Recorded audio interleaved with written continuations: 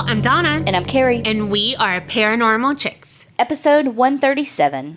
It's so sad that Halloween's over. It really is. This is like the day after Christmas when it's like, well, what it look like.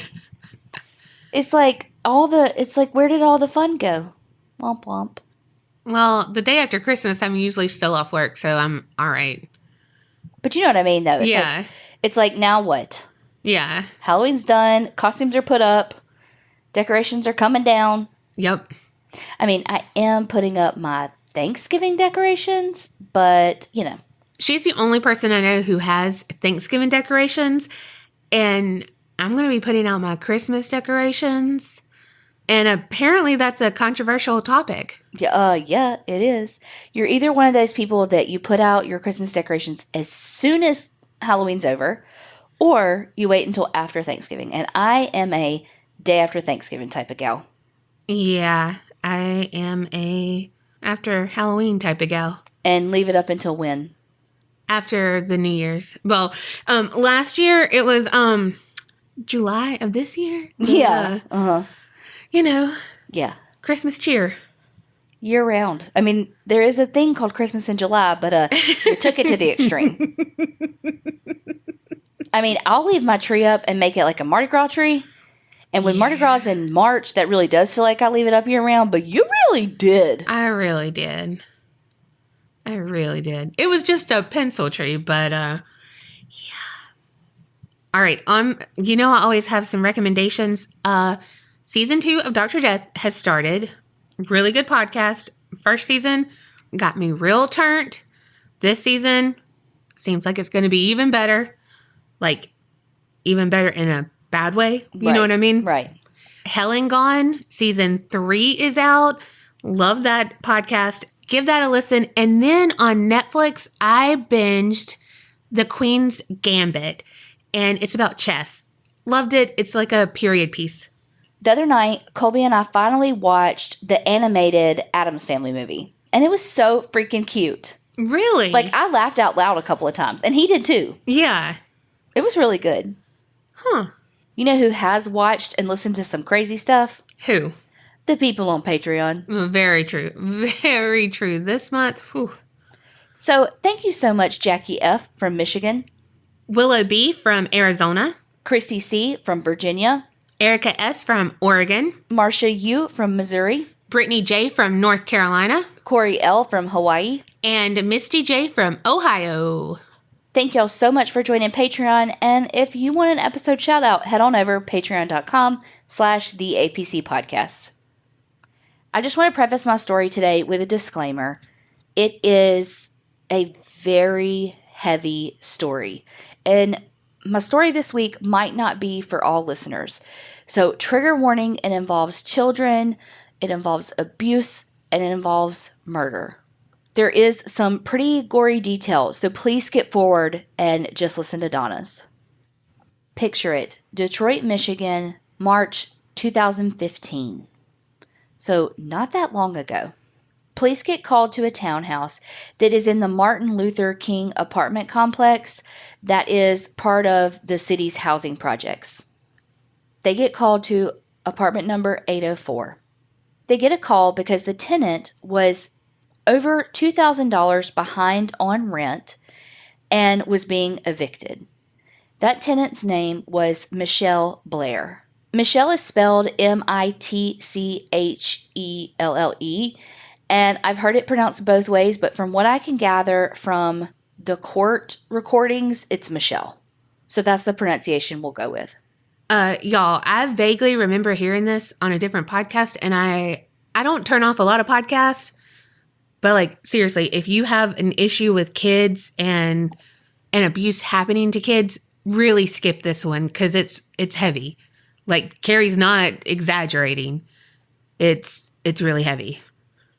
Michelle was living in the apartment with her 4 kids. I have only been able to find 3 of their names. I think that because one of them was 17 when basically all this went down, and she wasn't the focus of this case, so I think that that's why her name remained private. But the other 3 kids were 13-year-old Stephen Barry, 9-year-old Stony Blair, and 8-year-old Matthew Blair. So like I said, Michelle was thousands of dollars behind on rent and was being evicted. What would happen when someone was evicted is they would get a notice, and then in the day or so before the actual eviction occurred, they would drop off dumpsters, because that's what they would unload all the things that were in the house into. So Michelle had gotten her eviction notice and the dumpsters had been delivered, so she knew that it was coming. She took her oldest and her youngest child with her when she went to one of her friends' apartments who lived in the same housing complex. When she got there, she told her friend, "Hey, I'm just bringing the unnamed female and Matthew with me because Stephen and Stony were at their aunt's house." The neighbor didn't think anything of it because Stephen and Stony spent a lot of time at their aunt's house, and so she hadn't seen them in a while, because even when they weren't at their aunt's house, according to Michelle, they liked to kind of stay inside to do their own thing. All of the kids were homeschooled, and so it wasn't uncommon that they didn't see Stony and Stephen. When the crew got there to do the eviction, they knocked on the door. There was no answer, so they gained entry themselves. And when they got in, the apartment was disgusting. I mean, it wasn't Pazuzu level, but it was bad.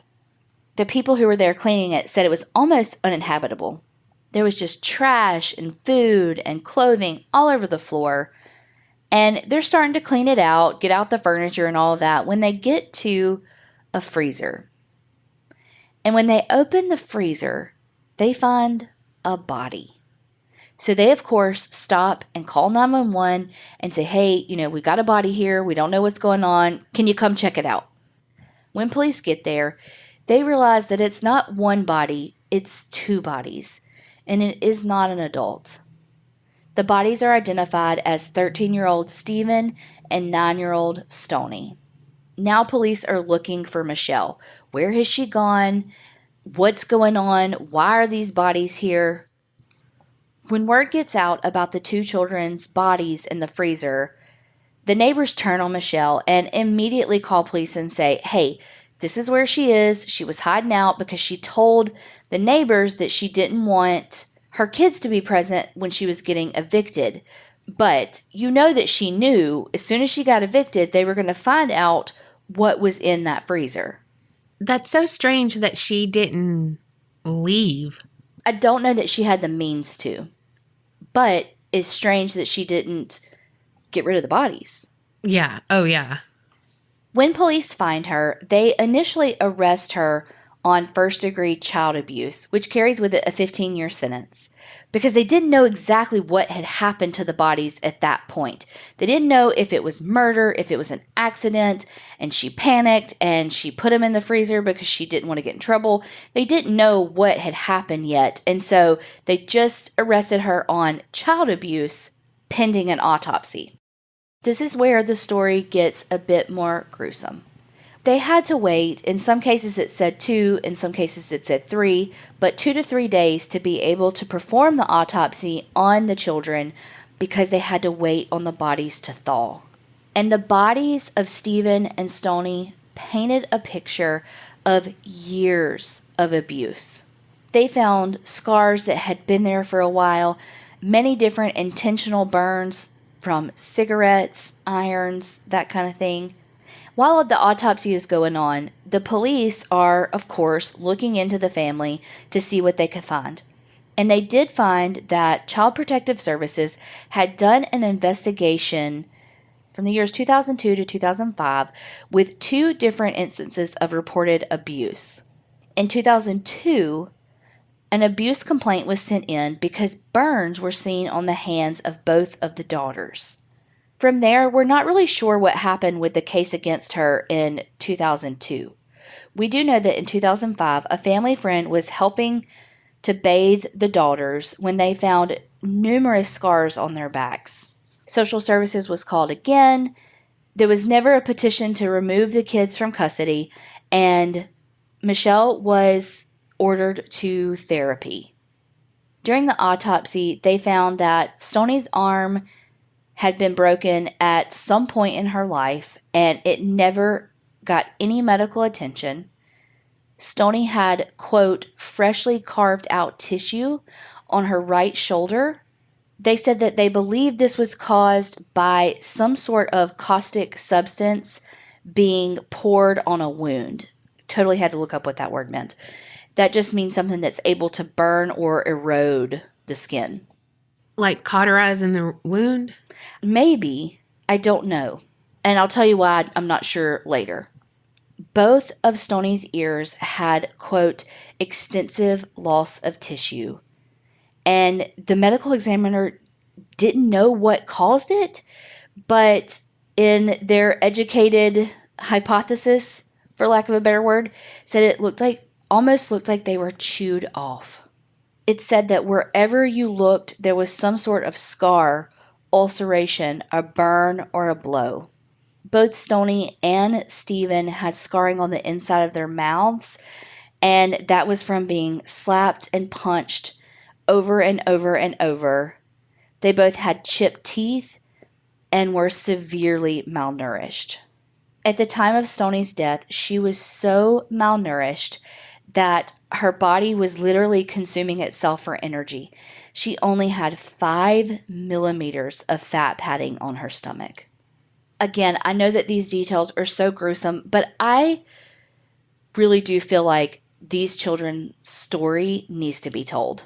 Definitely. And it's sad that they are dead, but like you reading all of this, it's like, yeah, they're dead, but what they had to endure while they were living is mind-blowing. And shows how strong these children were. And I don't think of sharing these details as like we're relishing in the gory details. I think it's recognizing the monsters that we have literally walking among us. Definitely. The medical examiner said that it was probably a series of blows to both of their heads that was the cause of death. But how many blows, he wasn't sure. He said that there were so many scars and wounds on the scalp that they started to blend into one another. Like, all of this sounds inhumane to do to an animal, but this was done to kids. To her children. Yes. Oh my gosh. Burns were a big part of Stephen's death. He had many, many burns, scars, and they left distinct parallel rows on his stomach, back, and buttocks.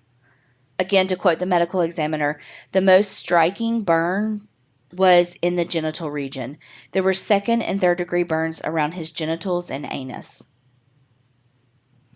Here's the thing with how in the hell did she get away with this for so long?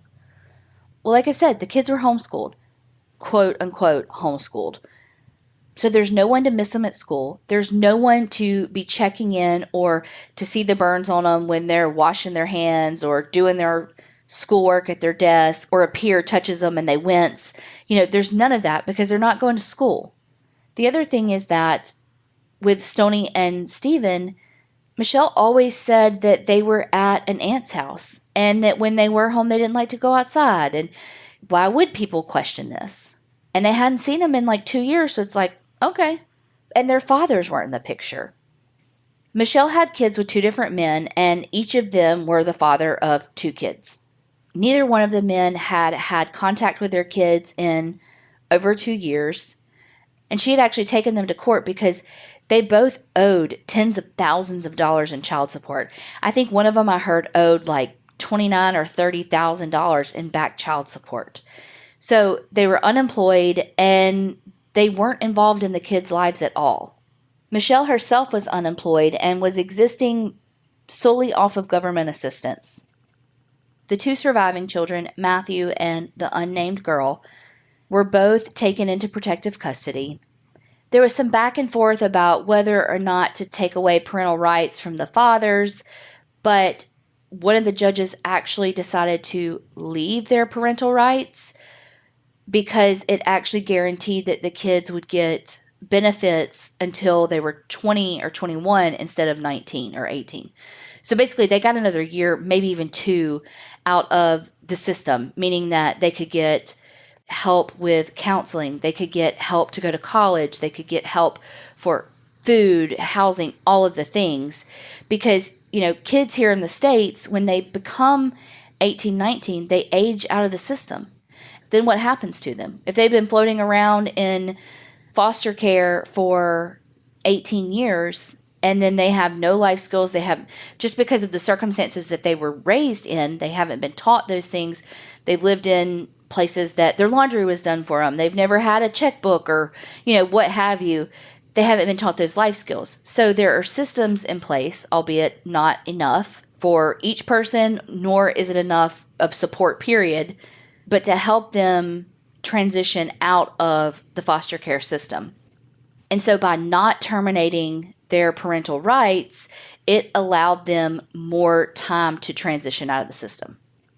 So really, it was the best thing they could have done for them in this horrible situation.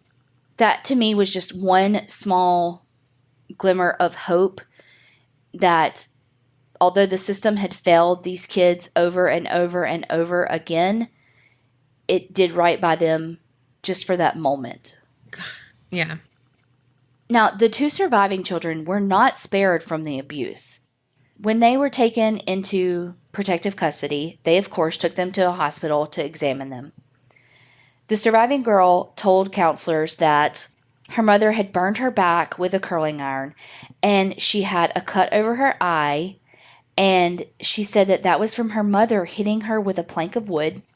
Not only did Michelle burn her back with the curling iron, she also hit her in the mouth with it, and that is how her tooth was chipped.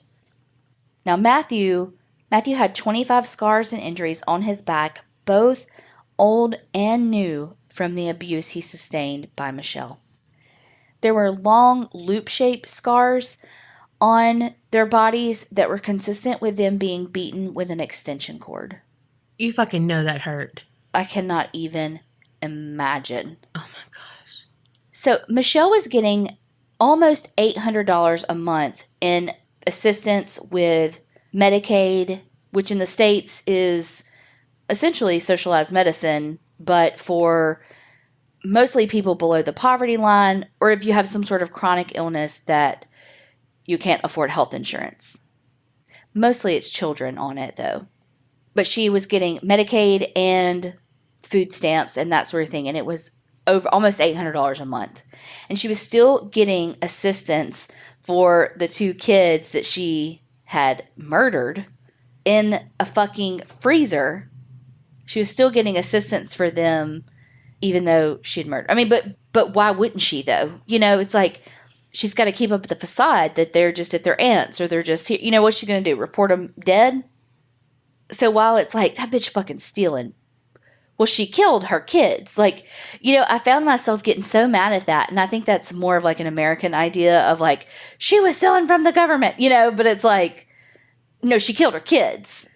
That's the fucking takeaway, Donna. I pulled a Donna. I was focusing on the most insignificant thing. Once the autopsy was done, and police obviously knew for sure that the children were murdered, that's when they were able to move to charge Michelle with first-degree murder for the kids. Michelle never denied anything. She confessed over and over and over again.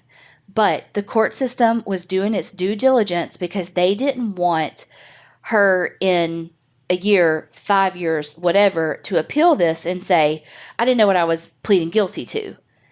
And so they did everything that they could to ensure that she wouldn't be able to do that down the road. They had multiple different experts interview her, make sure that she was competent to stand trial and to make the decision to submit a guilty plea. From one thing that I heard her say, they asked her, do you know that by pleading guilty, it's a life in prison? She's like, yes. And they say, you do realize that Michigan doesn't have the death penalty? And she's like, I do now. So, they just were making sure that she knew all the moving parts so that she couldn't come back and say ineffective counsel or any of the things and get the fuck out of this, because that is the last thing that we want. She had some, I wouldn't even say confrontations, but there's a lot of audio recording on this because, again, it happened in 2015 that the bodies were found. So there's a lot of technology, obviously. And so there's a lot of good audio on the whole thing. But in one instance, she's telling the judge, like, look, I am pleading guilty to this. I did this. I have no remorse. I did this. And I want this to be over with. I'm telling you I did it. And he's like, look, we've gotten all but one of the reports back. We're just waiting on this. This carries some heavy consequences with it. And she's like, I know. And he's like, look, just bear with me. We're just waiting on one more report. And then you can plead guilty. When they got the final report saying, yes, she is competent to stand trial and or submit a guilty plea, they had a hearing where she told her story because they had to hear it from her. You can find video of this on YouTube if you want to watch the whole thing. I'm going to read you parts of it because it is her explanation of what happened and why. We'll talk about believing it or not believing it, that kind of thing, later. But if you want to hear the whole thing, all you have to do is look up Michelle Blair's testimony, Michelle Blair's confession, any of that, and it will pop up on YouTube for you to watch. It's like 25 minutes. You can watch the whole thing. It did take me a little bit to find the transcript, like typed out. Hello, transcript.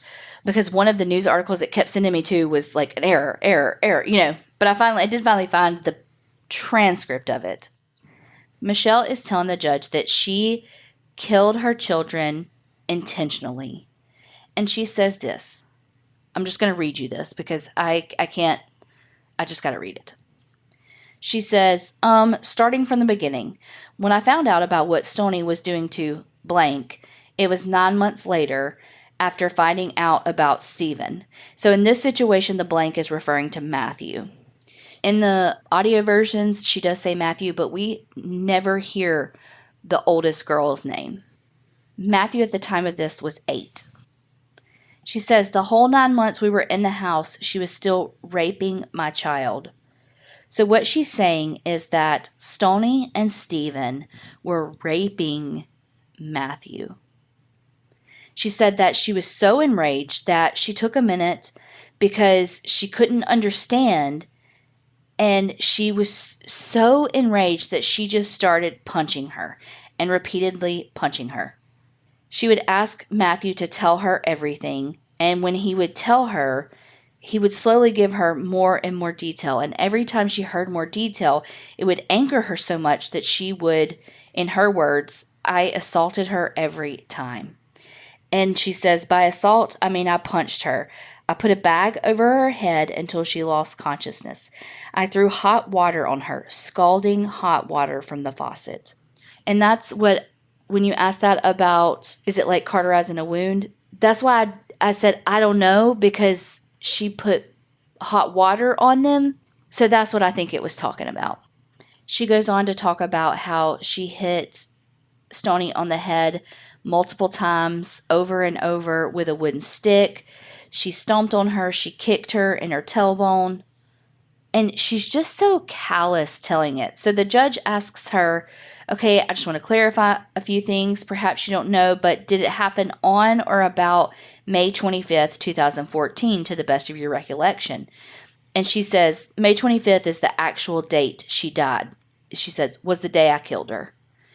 And the judge says, and you said you killed her by putting a grocery bag over her head? And she says, yes, that day Matthew would tell me different things because she was doing this to him for years. And I did not know that. You get what I'm saying? And I didn't find out until 9 months later she had started with Stephen. This detail, it's so specific that I don't know. I guess we're going to have to touch on this here. I don't know what I believe. I find it hard to believe that the 13 and the 9-year-old were assaulting the 8-year-old, and the 17-year-old lived there and did nothing about it. But on the other hand, who knows what they had been exposed to as far as sexual abuse and that sort of thing, because a 9-year-old kid, that was Stoney's age. And the way Michelle describes it, Stoney's the ringleader. And a 9-year-old doesn't know how to rape and sexually assault someone else. They know how to do that if they've been exposed to it. That's so true. So We do know that Michelle had a history of sexual assault in her past, and she was very, from what I understand, open with her kids about if someone does something inappropriate to you, you fucking tell me. So I don't know if that had happened in front of the kids. I don't know if the kids had been sexually assaulted by someone else in the past, but a 9-year-old doesn't just sexually assault someone if she did it. I don't know. But some of Michelle's details are either so specific that it has to be true, or did it maybe even happen to her? I don't know. But this next detail, it was almost too much for me. She said that Matthew told her how Stoney would take her menstrual pad and squeeze her blood into his mouth. Oh my gosh.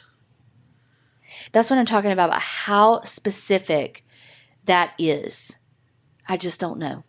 And even if it is true, does it matter? No, it doesn't matter. Because here's the thing. Children know what they've been taught for the most part. I mean, I'm not saying that a kid can't go fucking rogue. So if they were exposed to it, that kid needs help. Yeah. Not to be beaten to death. Yeah. Because they could be saved.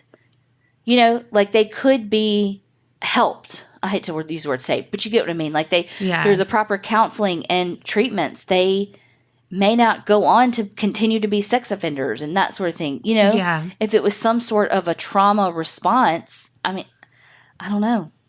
Basically, she would have Stoney standing in the bathtub. She would be pouring hot water on her with Matthew standing right outside the door telling her everything that Stoney had done to him.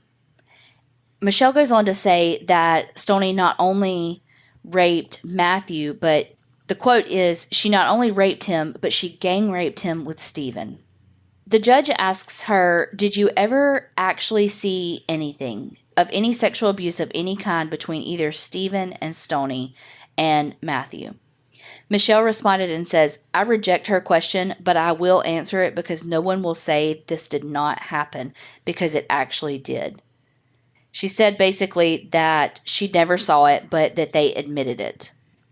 Michelle says that initially Stoney was sexually assaulting Stephen and that allegedly Stoney would beat Stephen to keep him from telling, and then he became the predator instead of a victim. She said multiple times, she talked about like these people behind me asking these questions, they're trying to make it seem like it didn't happen. And the judge is like, no. We just have to make sure the record's clear. So she was very defensive to be sure to say like, no, this really happened. You're not going to make it sound like it didn't. Stephen was the first to die. Well, to be murdered. He was murdered on August 30th, 2012. She said that she started punching Stephen because she had just found out about some assault on Matthew. She was questioning him and that allegedly he started telling her what he had done to Matthew. She said that she thought that Matthew was peeing the bed, but what happened, again, this is all allegedly what she said happened, that Stephen was waking up and actually going and peeing over Matthew and making it look like Matthew was peeing in the bed, but he was actually peeing on Matthew. So she said that allegedly Stephen would hold Matthew's face down into the nasty mattress and he wouldn't be able to breathe. And so in return, she put a belt around Stephen's neck and lifted him up basically to show him how it felt. And she did it until he lost consciousness. But then she started punching and kicking him and burning him with scalding hot water. She made him drink Windex. She says that she does not claim Stephen as her son. She doesn't claim Stoney as her daughter. She says she has 2 children. That's it. And Stephen and Stoney were demons. She says that she didn't mean to kill Stephen, but she knows that what she did caused his death. So she's not saying she didn't do it. She just says, I didn't mean to. But she says she meant to kill Stoney. She goes on to say, while she didn't intentionally kill Stephen, she's proud of it. I think that does it justice. I don't think that we need to really go into any more. Just to kind of wrap it up, she murdered both of them. She pled guilty. She was sentenced to multiple life sentences in prison. Since she has been in prison, she, last that I can find, is in a cell by herself in some sort of like segregation, because 2 days after she got there, she was already getting in trouble. She had 28 misconducts that included throwing urine on officers and food through her slot. She threw a milk carton at an officer and was spitting on the other prisoners. On a lighter note, the surviving girl is finishing up high school and is in an independent living, and the youngest son, Matthew, has been adopted. And that was back in 2016. Golly. So they're getting the counseling that they need, and they're doing their best to move on. Yeah. Whew. I know, such a heavy one. Thank y'all for sticking around, because again, I don't think that it's, to me, this isn't like recounting these gory details just for like the fun of it. But these are details that I do like to know. Yeah. And I think that it, one, helps us understand people better and in ways to help stop these people in the future. And two, Stoney and Stephen deserve their story told. Definitely. And it shouldn't not be told because it's gruesome. Right. Because I would tell you the autopsy report of someone else. Right. To me, it shows respect for the victims to say, you went through this and we're going to recognize it and do something about it. Yeah. Because we didn't in your life, we will in your death. Yeah. In a way, this reminds me of Gabriel Fernandez in California, I think. And that's on Netflix. It's like the whole case. But in his case, the caseworkers and stuff, they had like a lawsuit against them. Oh, shit. Because it's like negligence. Like, how could you go there and see him in this situation? Or like, hey, this living situation isn't up to par. Or, you know, like whatever. Is he the one that was kept in the cage? Yeah. Yeah, it was bad. But it's like, how do you do that? And again, they have 100 cases on their desk because they're overworked and all of that. But it's a life. Mm-hmm.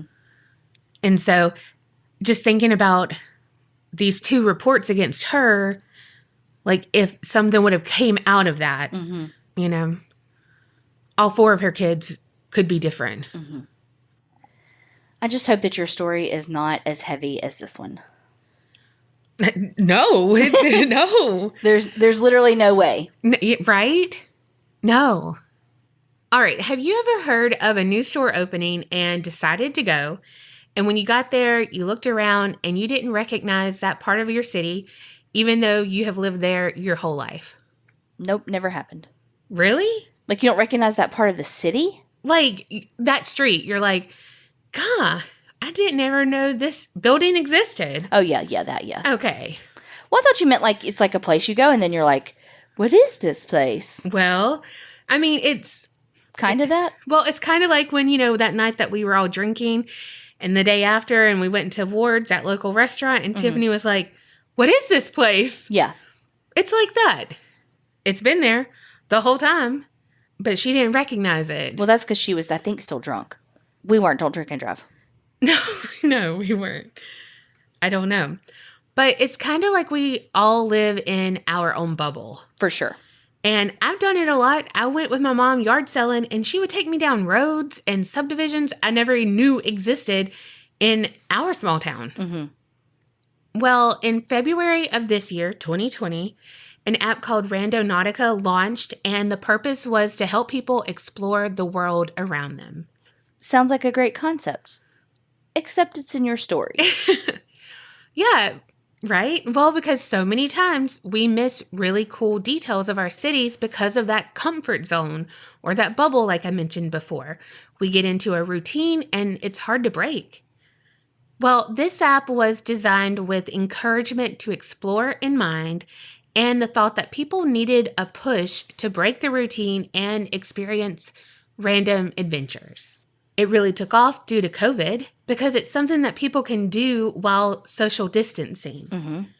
But then it gained even more popularity due to it being linked to a lot of creepy experiences people shared via TikTok. So, yeah, my story isn't as emotionally heavy as yours at all, but it is kind of heavy in a cerebral sense. And you'll get what I mean in just a minute. But I want to say a lot of people have requested this or mentioned it in the group, but most recently it was Amy L. and Sarah H. Randonautica is like geocaching meets law of attraction. You don't really find an item to keep like you do in geocaching, but you do find signs or answers to questions that you have. You experience emotions that you set forth to feel, that kind of thing. So, I mean, you do get something out of it usually. The law of attraction comes in with intentions. This is all about your intentions. The founder of the Randonautica app said that it's heavily inspired by the chaos theory. An example was given in an article on Bustle where a professor in the Department of Physics explained that this theory can best be understood by thinking about a swing.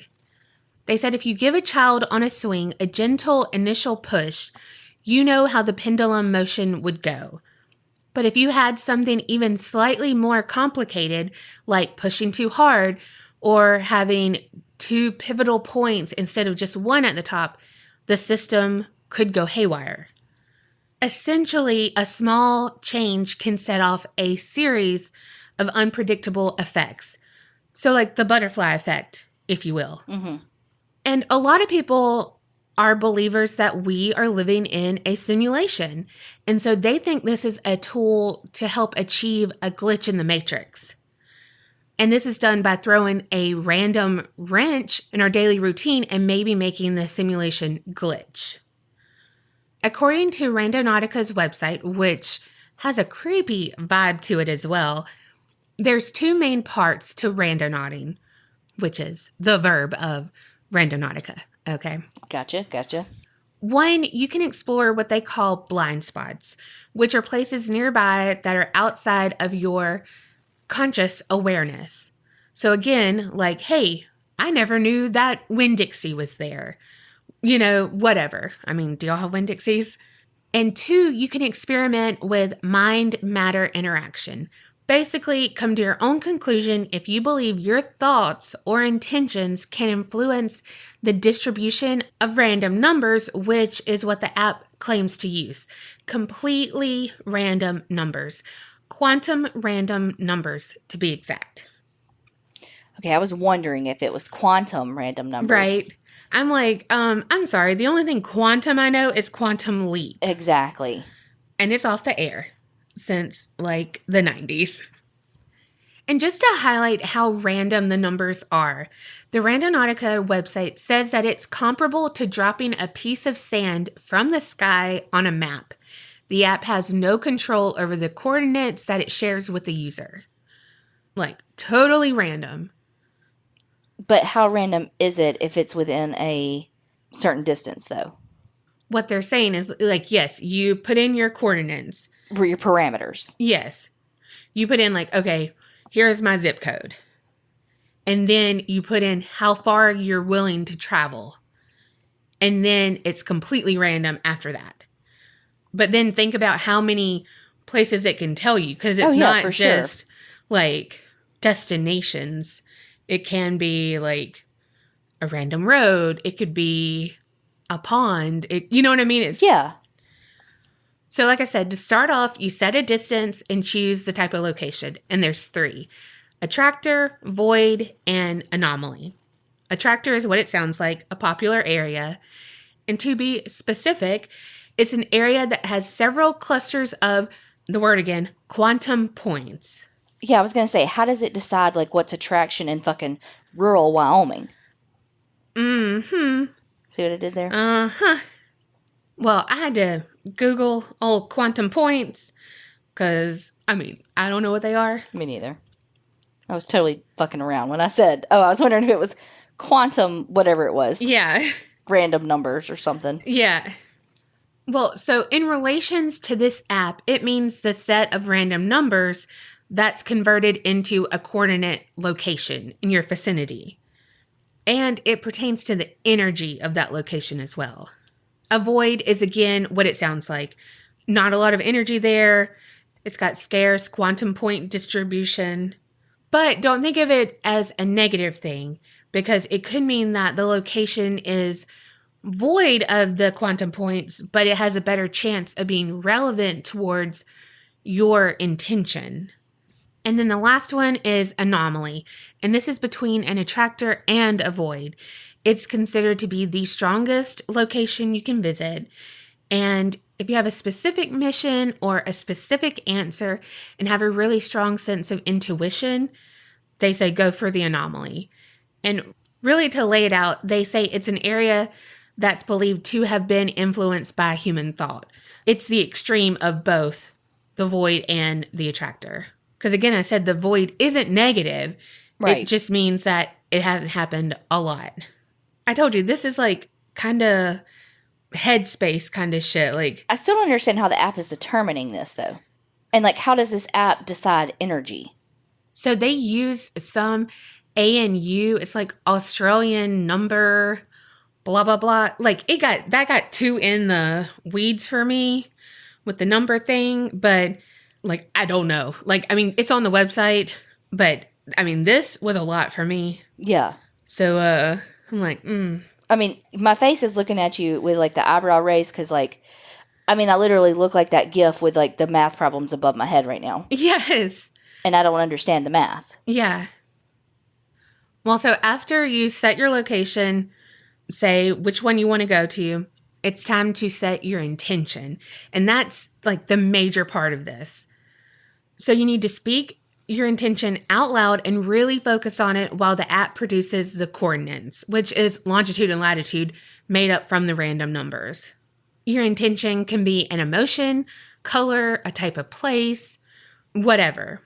So once you've done that, you're off to your adventure to explore new places, experience new things, and hopefully find answers or intentions that you seek. So I'm going to talk about some randonauting that's normal and what everyone believes the app was intended for.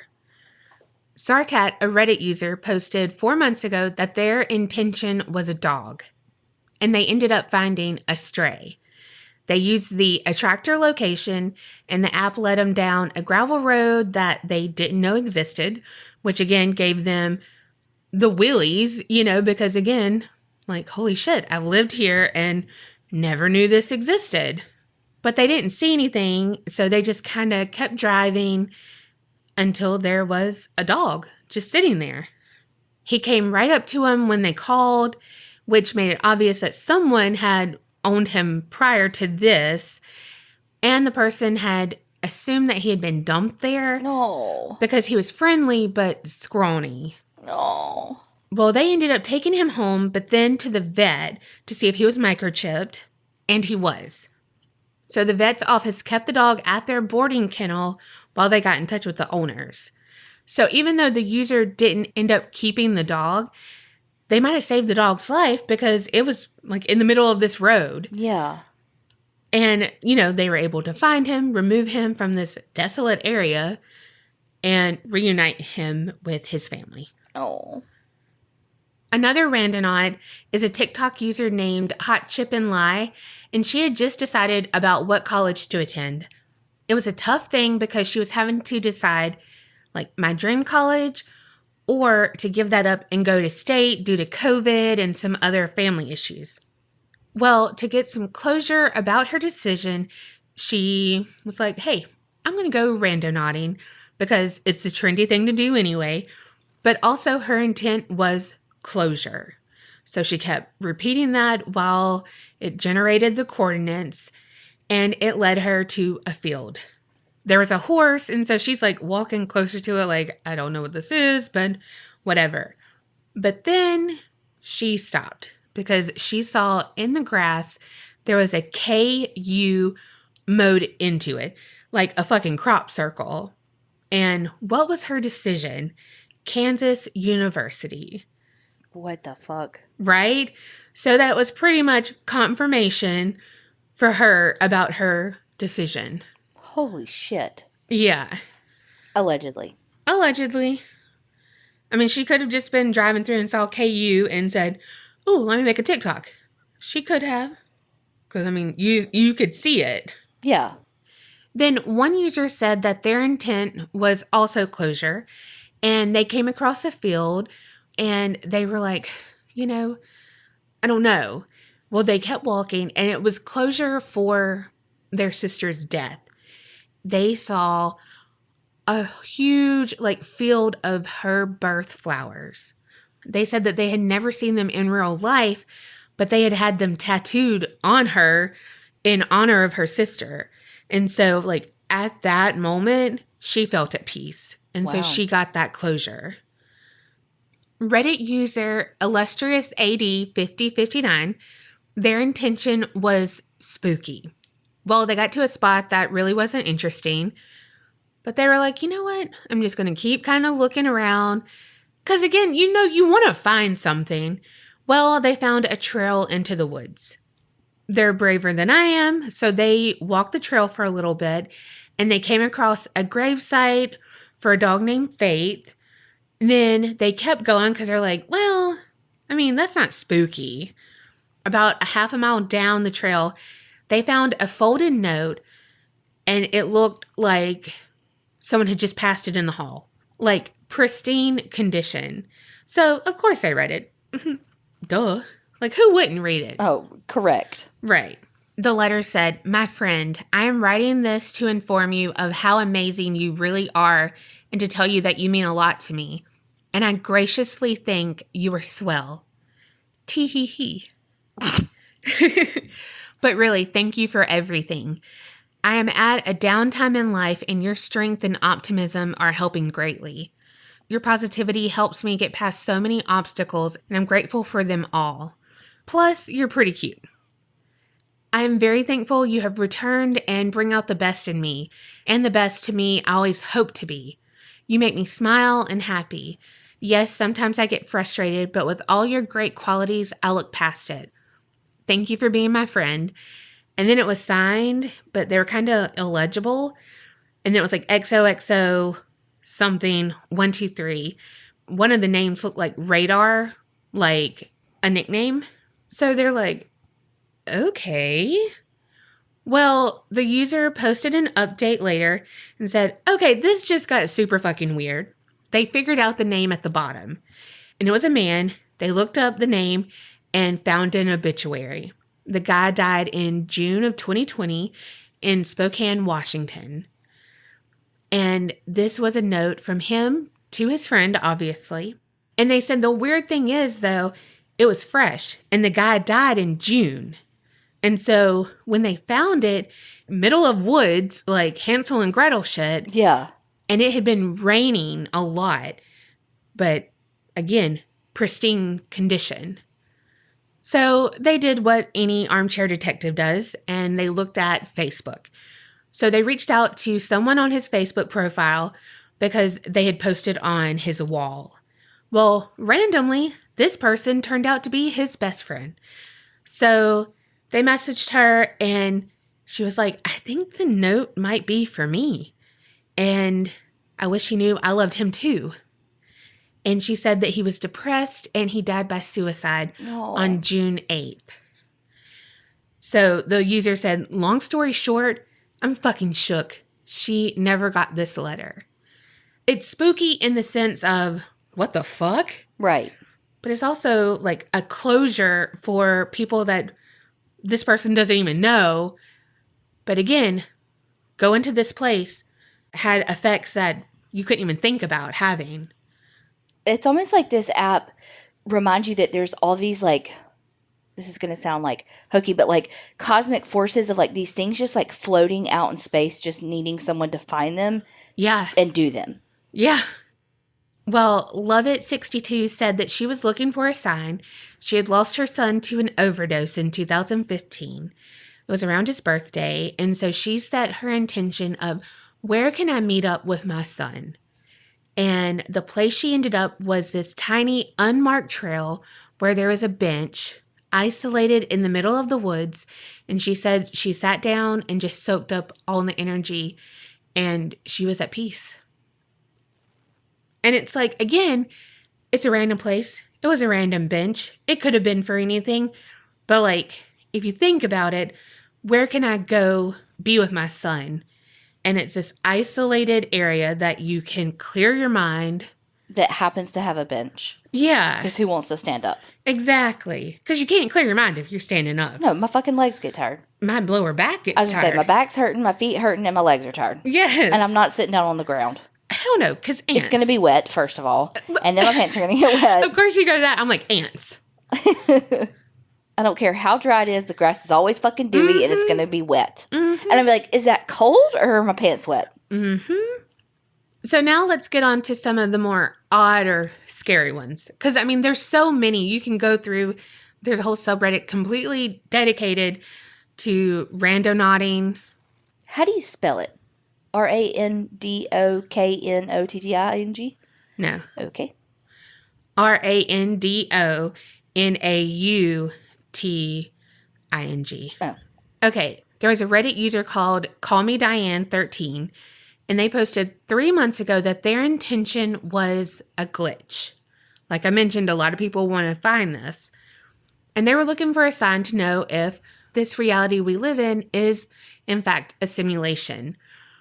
Well, the coordinates took them to a spot with a cinder block wall that had, "This is the sign you've been looking for," spray painted on it. And so it's just like, what the fuck? Yeah. Like, give me a sign. This is the sign you've been looking for. Yeah, it's like a literal sign. Yeah. Like, except for that didn't go to, like, the fucking graphics printer. Right? There was a 16-year-old from Maine. Her name's Maddie. She was randonauting with her sister. And the coordinates took them to the place where their grandfather was buried. And not just, like, the cemetery. Like, the longitude and latitude was his actual headstone. Holy shit. Yeah, and so she was like, we don't visit his grave enough. And, like, I honestly think he was telling us, like, no, come visit. But, like, how random. Like, because, again, you get the longitude, latitude, you can put it in Google Maps. And so, of course, you can drive there and then get out and walk to that pin. Yeah. And that's where the pin was. That's crazy. But can you, like, fake the app? Like, when people are sharing all of this, can they be like, oh, look, here's the pin that I'm screenshotting, but they moved the pin? I'm sure. I'm sure there's plenty of fake stuff. But I don't know. That's what sucks. And that's why we can't have nice things. I know. People always gotta fucking lie. Yes. Well, there was a Reddit user named Wet Sack of Beans. And this person and two of their friends, completely sober, around midnight, they were like, okay, let's test out fight or flight reflex. Like, let's see what we have. You know there's 3 now. They say fight, flight, or freeze. I'm a freeze. I'm a depends. Well, poise, but... Oh my God. But it really does depend on the situation. Yeah, I'm more of a freeze and flight, depending if it's like, if someone else is there with me, like, or if it's Marbu with me, of course I go to that, then I'm a motherfucking freeze fighter. I got to assess the situation and they'd be like, okay. But if I'm by myself, I'd be like, freeze and out of here. Well, so this Reddit user said they all meditated on what situations would cause this and, like, really tried to hone in on, okay, like, we want to test this out. Give us something that would test this out. They generated a void point, and it was in the middle of an empty field. But it wasn't completely random because one of his friends actually grew up right next to that field, but didn't live there anymore. And they were like, no, this field always creeped me the fuck out. And so now, like, they're going. again, I don't know if this is true, but apparently he had pictured that field when they were setting their intentions because it always creeped him out. And so then they showed up at that field. And he wouldn't know at first just with longitude and latitude. Right. You know, like, okay. I couldn't even tell you what my house longitude and latitude Right. is. I certainly can't remember which is which. I was going to say. I always go, longitudinal has long, so I think that one's horizontal. Yes, I'm the same way. But literally, I think it would be the same. Like, one is not longer than the other. Girl. If the earth is round. Mm. I mean, I don't know. I don't fucking understand math. Same. What? You just did fractions on a thank you video, so. I said, ooh, fractions. How are they going to do this? I don't fucking know. You put a fraction in front of me, I'm done. I'm a freeze. Done. So they hop the fence to this field. They get to that marker point. Nothing's really there. So they're like, let's just walk around a little bit. They said they got about 15 to 20 feet. And then it looked like crop circles, but they said it looked like just like burnouts from kids. You know, I mean, we all know what it looks like. But so it wasn't like crop circle designs. It was just like kids were doing like donuts or whatever on four-wheelers or something. Right. But it's just like, this is weird, you know? Also, I'd have been out as soon as I had to fucking jump a fence. Same. Well, they were stepping over the circles and they got to the second circle and they heard this horrible noise.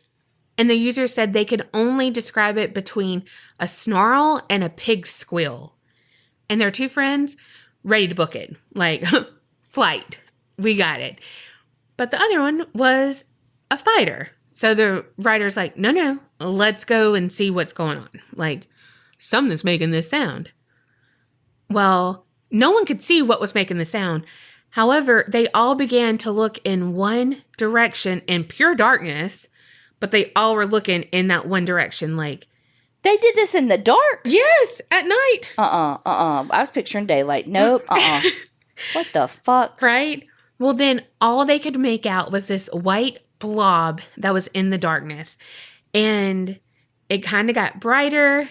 And they were like, Like, the more they tried to look at it, the more they couldn't look at it. It would get brighter. It would, just like fuck with their eyes.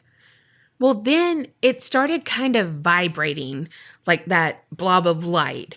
And then it started coming towards them. So they were like, turn and ran. Flight. So the writer said they're a very literal, tactile, like scientifically minded person, mostly atheist, and like, I don't really believe in anything I can't prove. But they can't say that this didn't happen. They're like, no. That was something unexplainable, but like, I saw it. Yeah. So a TikToker named McKenna Ray, she said that she wanted to do something spooky. So she set her intention on death. Okay. So her and a friend on their way to their location, and she looks out her window and she sees someone is laying in the gutter. There's a woman with the man. And she's like cradling him, And so they parked, got out, and long story short, the man was shot. So the wife was like frantic. She gave McKenna the phone. Was like, can you call 911? Like, blah, blah, blah, blah, blah. So she called 911. Her friend wrapped his jacket around the victim. And they were questioned when the police showed up, and I don't know what else happened. Well, I hope that she didn't will the universe to have this man shot. I hope he survived. Well, that's kind of like she kind of had like some remorse there. Like, if I set my intentions and it really did work, did I cause that? Yeah. But then you can't say you did. What are the odds? Yes. But you can't say you didn't. You know what I mean? So it's like, you can't blame her for this. Correct. But it's also like, that's just fucking creepy. But like free will and all of that. So yes, it's like. Of course. It's just my favorite word, synchronicity. Mm-hmm. But probably the most notorious scary incident of TikTok is a user, Henry. That's his name. And his friends. And this one you know about. They were randonauting in Seattle. Their intent was travel. The coordinates took them to a beach, and they found a black suitcase. Do you not know any? Mm-mm. Oh, okay. Well, they were joking that the suitcase might have some money. Like, ooh, a suitcase, travel. And then money to travel. Like, ooh, yeah. Well, when they got closer, they were like, oh my God, the smell. Oh, no. Yeah. So then they were like, maybe it's like spoiled food or some weird shit. Something stupid, you know? Well, then they were like, or is it a dead body? You know? Well, yeah, it was. Oh, my God. So, of course, they called the police. It was in a garbage bag because they, like, unzipped it a little bit, but the smell was just, like, putrid. Oh. And they saw it was black garbage bag and it was full. You know, like, the suitcase was full. So they called the police, and then there was another one with another body in it. Oh, no. And the remains were later identified as Jessica Lewis, a 35-year-old mother of 4. Oh. And her 27-year-old boyfriend, Austin Winter. And according to police, Austin died of a single gunshot, while Jessica was shot multiple times. Oh. Then they were chopped up and dumped in the suitcases. Oh. And again, it's just like pure unlucky for the killer. But again, that weird thing that these people were like, travel. It was a low tide. And so the suitcases landed on rocks. Mm-hmm. You know, like it was just all of this together. And this is very, like, be careful what you wish for, because, like, you know how people say, like, if you're someone who prays, like, don't pray for patience, because then, like, you know, 2020 fucking happened, so thank all of you who prayed for fucking patience, because now we're all suffering. But you get the point. Yeah. Well, Michael Lee Dudley, 62, was the couple's landlord, and he was charged with 2 counts of second-degree murder. Do we know why he did it? Yeah. So Jessica and Austin were together 8 years. They had just moved into Dudley's home, and they were renting a room.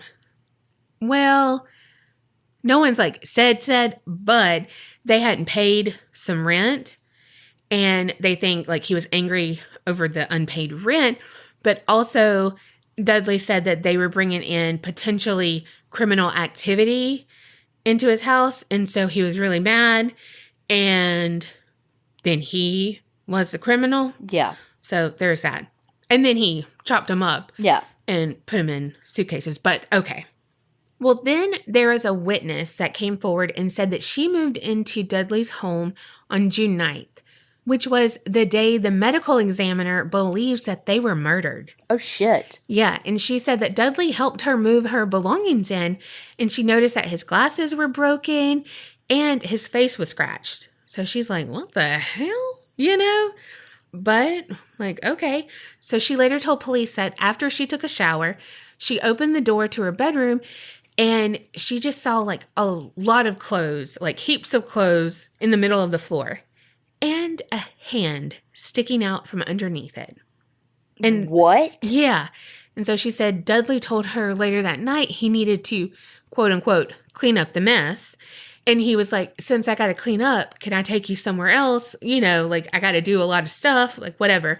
And as they were leaving, she saw him laying out some large sheets of plastic in the basement. So I don't know. That's sketch as fuck. Like, yeah. If you saw a fucking hand and they're laying out sheets of plastic, why you didn't go to the fucking police? Right. You went back and stayed there for how long if they're finding these things? I don't know if she went back and stayed. Well, true. But, I mean, like. But yes, if you see a hand under some clothes. And then they're rolling out fucking sheets of plastic. Uh-huh. Oh. And then, so detectives got a warrant, blah, blah, blah, blah, blah. In the room where the couple had been staying, they found bullet holes, spent casings, and blood. What kind of house was this? Right? Well, when they were like kind of casing the neighborhood, neighbors were like, yeah, we called 911 on June 9th because we heard gunfire and yelling. Well, when the cops got there, there was no answer. And so they were like, well, this is what it looks like. So everyone kind of thought it was a hoax on TikTok because, Henry was like, so something traumatic that changed my life, found a dead body, and it's like, what? But yeah, like it was real. The cops have, obviously, like it came out after all of this that, yeah. And they had to be questioned to make sure that they didn't have anything to do with it, to be like, oh no, we were randonauting and just happened to find this suitcase, So this one's a little different. It was posted on Reddit by Born King 2007 about 10 months ago. And they said that they lived a pretty structured life, really routine, and they came upon a project and the Randonaut subreddit because there was a project before, it's a whole thing. The Randonautica app is not the first thing of this. Like, it was like this whole different network of things. It was like a bot. But then this guy saw it and was like, hey, we can make this into an app and do, all the things and monetize and all of that. So this person had found that whole community. Well, in that community, they kept talking about glitches in the Matrix and all of that. And so they were like, all right, like, I have my routine. If I break it at all, maybe this really will show if there's a glitch in the Matrix. Well, they said their randonauting experiences were weird, synchronicities and random occurrences. They ended up places near their work and their home that they had never been. They witnessed a random gang fight, saw an older man fall into a ditch. Oh, God. And some other things that they normally would never witness. They would never be in that moment at that location, all the things. Well, then things just started to stay with this person after they got home from their randonauting. It was still that eerie feeling and they couldn't shake it.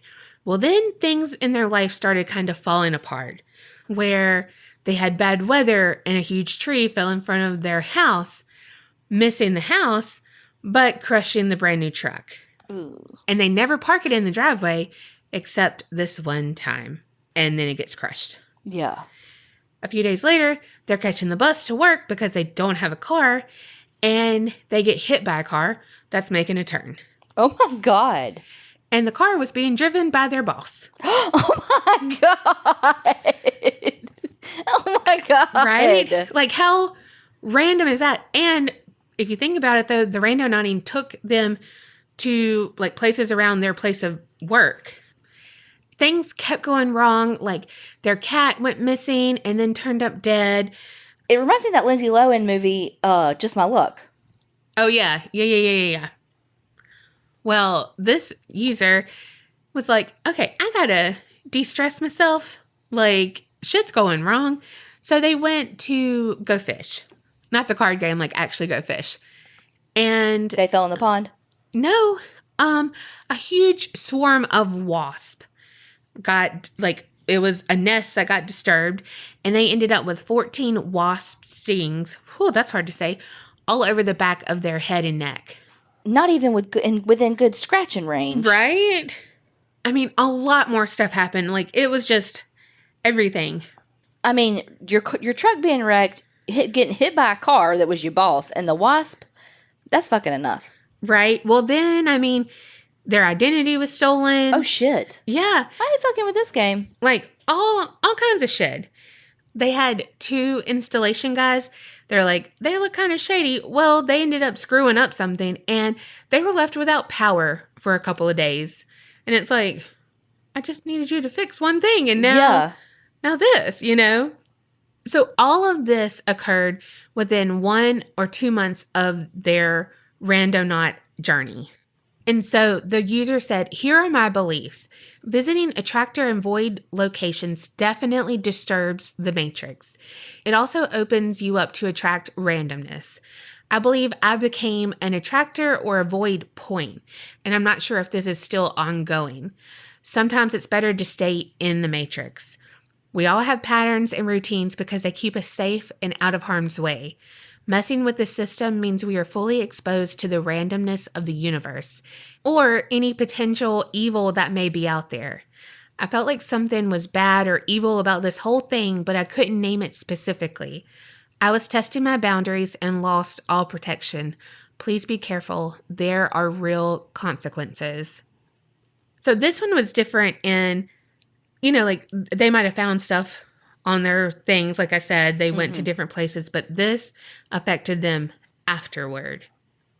Well, shit, I was thinking we had plans tomorrow until you read that story. Right? I do want to do this. You know me. No, I mean, like, I really did too until you fucking read that story. Well, some people think that this app is linked to the dark web. And one of the things they use it for is to lure people into creepy situations where they find things like a dead body or human trafficking. And someone posted on Reddit, Randonautica linked to the dark web, ? If something is free, make no doubt that you are the product. I was like, like, I felt that in my core. Yes. You right. It doesn't have to be about this app, but in life, things are not free. And if they are, it's because it's at the expense of you. Well, and when you said that they wanted to monetize the app, I was like, I guess the app costs money. I wonder how much it costs. How would they get money from that? Do they have ads? You know what I mean? Yeah. Well, it's free, but then there's in-app purchases. So you can do, I don't remember the limit, but you can do up to 8 locations a day. But if you want to do more, you have to pay for extra, Gotcha. That kind of thing. Well, they have an FAQ on their website, and someone said, I've seen someone say this app is used for human trafficking, and I tried to research it and saw no proof. Can you clarify if this is happening? Okay, because they're going to be like, yes, we are. Right. Well, what they answered was, all data collected by this app is completely anonymous. The only people with access to it is the development team. Because there are no accounts required, there's no way of knowing who generated which points. Bullshit. And they said that your starting location is also never saved by the app. Bullshit. Mm-hmm. And then they said, furthermore, because the locations are randomly generated and not pre-selected, like geocaching or Pokemon Go, there's no way for a predator or anyone to be waiting at these locations because they would literally just be waiting randomly, hoping for someone. Unless the coordinates aren't actually random. Well, yeah. And so people were saying, like I mentioned, people on the dark web, if they hack into it and say, hey, anyone in Seattle, because a lot of shit happened in Washington area. But if they do something because some of those killers want their shit to be found. If they want that, and if you think about it, if those kids touched any of that shit, obviously it was in the water, blah, blah, blah, blah, blah. But if they came across something, well, their fingerprints are on it. And that messes up some of the DNA. You know what I mean? It just... Well, they would be able to separate it, but... Yes. it just can cause problems. It can cause more shit. So who knows? Meanwhile, it's probably we don't collect your starting data point, or it's never saved on the server until you're done with... It's asterisks until you're done with your location. You know what I mean? It probably really does save it, but they can say... your thing is never saved, and then they end the sentence when it's really until you're on the move, or you know what I mean? Yeah, yeah. And it's semantics of how they're able to get away with it. It's a loophole. Right. So this really boils down to, do you believe in intentions and that you can influence the world around you? And I mean, if you think about it, a lot of meditation and everything is set your intentions, focus on your intentions, and put good intentions out in the world. Well, I mean, hell, even prayer. If you are a Christian, a Catholic, a Protestant, something like that, either way, you still pray. That's intentions. Right. And then, so it's does that influence it to where, okay, you are going to find something spooky. If I'm I want to find something spooky. I want, you chant that, you find it. Or is it that you're determined to find something spooky, and so you make something spooky happen. Right, because, I mean, let's just say you read 100 stories today. Well, if there's 1 million people using the app, that's like freaking like 1%. Yeah. I don't know that math, but it's a very small percentage of people who are actually having these experiences. And if you listen in most of your stories, it's like, okay, they got there and they're like, I don't really see anything, so they kept walking around. Yep, exactly.